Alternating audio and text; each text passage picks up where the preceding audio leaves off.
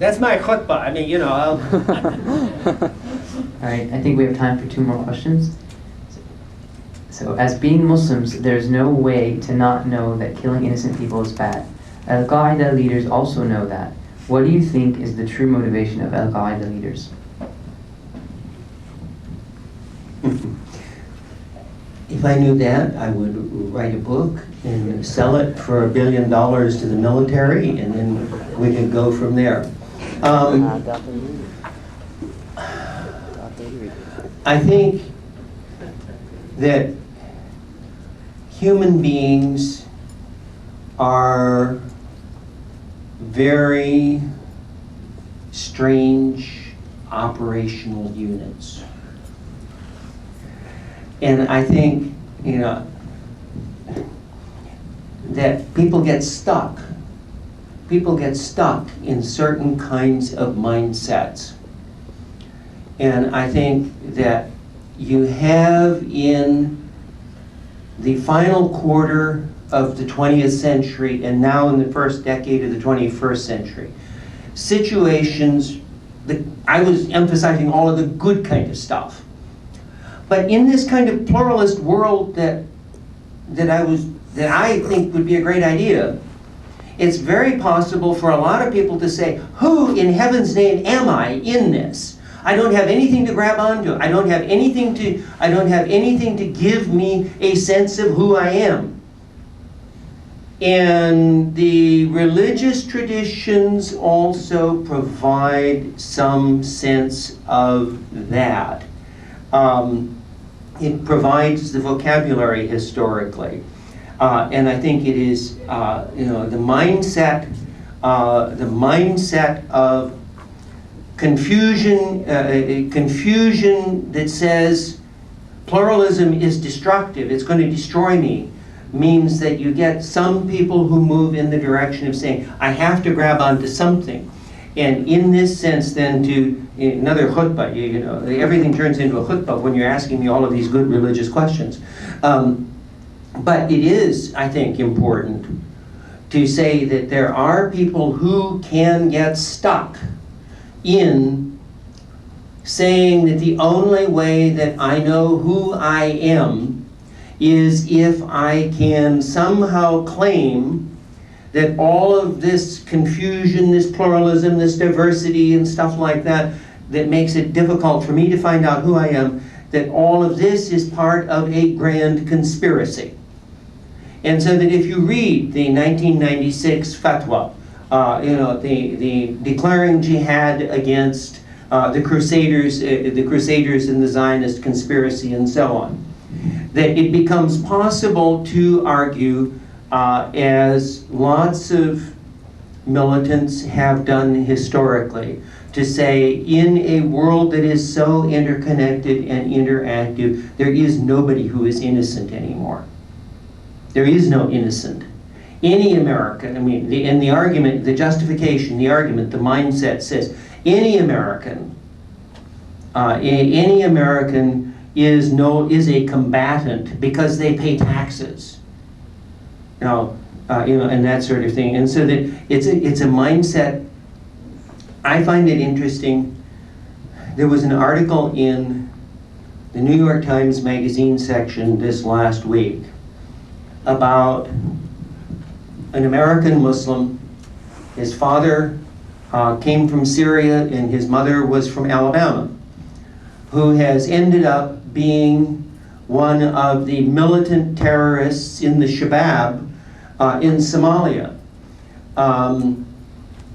White guy from Daphne, Alabama, who is now a leader in the Shabab in Somalia.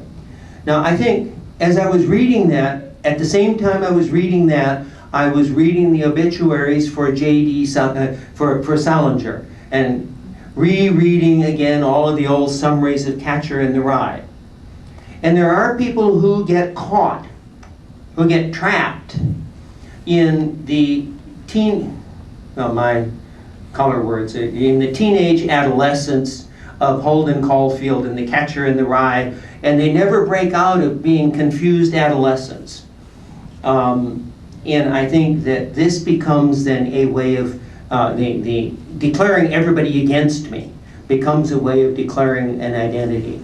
And I think that that's, I really don't think that bin Laden or Ayman Zawahiri or Zarqawi, I don't think any of these were in it for the money. And contrary to some of the strange columns that Islamophobic people write, I don't think any of them are in it for 74 virgins or whatever. I think that they are in it as if one does a psycho kind of analysis or a sociological analysis, I think that they are in it because this provides them with an identity that makes them think that they are worthwhile.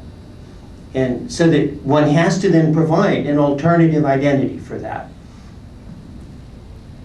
And the last question for the evening, to close things off, what effect has the American media had in shaping how the American people perceive Muslims?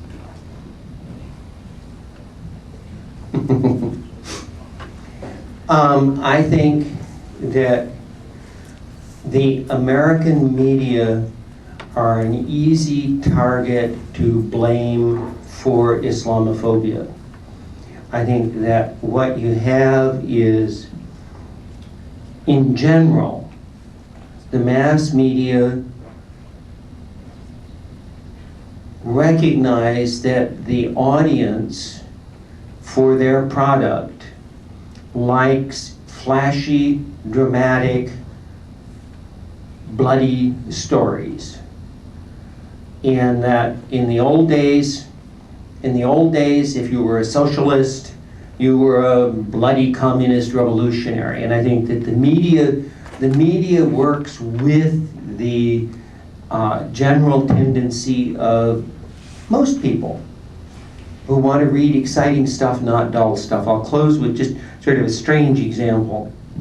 I gave, out on the coast, there's a retirement home that my mother-in-law lived in for many years. It was a whole big community of, 2,000 or 3,000 retired people and so on, and they had courses and things. And I can remember coming and giving a talk and got this exact question. And I gave this sort of answer of, well, the media reflects desires of the audience. And I said, no. Let's say that the Baltimore Sun announced it was going to do a series on sex scandals in the Charlestown retirement community. You would all buy it, wouldn't you? But if the Baltimore Sun announced that it was going to do a series on happy marriages in the Charlestown community, you might read the first one to see if you made it, but you certainly wouldn't spend as much money buying it as you would to learn about the sex scandals. And the same way, it's the same way, poor Abdurrahman Wahid, or he's somebody that just died, and I've been thinking a lot about him because he was somebody that I knew. But you get these sort of things where you have the president of the largest Muslim country in the world making a very dramatic statement opposing terrorism. And he gets a teeny little paragraph on page 54 of the New York Times. Ashari, who heads a small group in Indonesia, declares jihad on the state, and he gets the front page of both the Washington Post and the New York Times. And I think that part of what we need is to be able to try and encourage two things. Encourage coverage of positive things, but also become a lot smarter about how we can get the good things to get better coverage.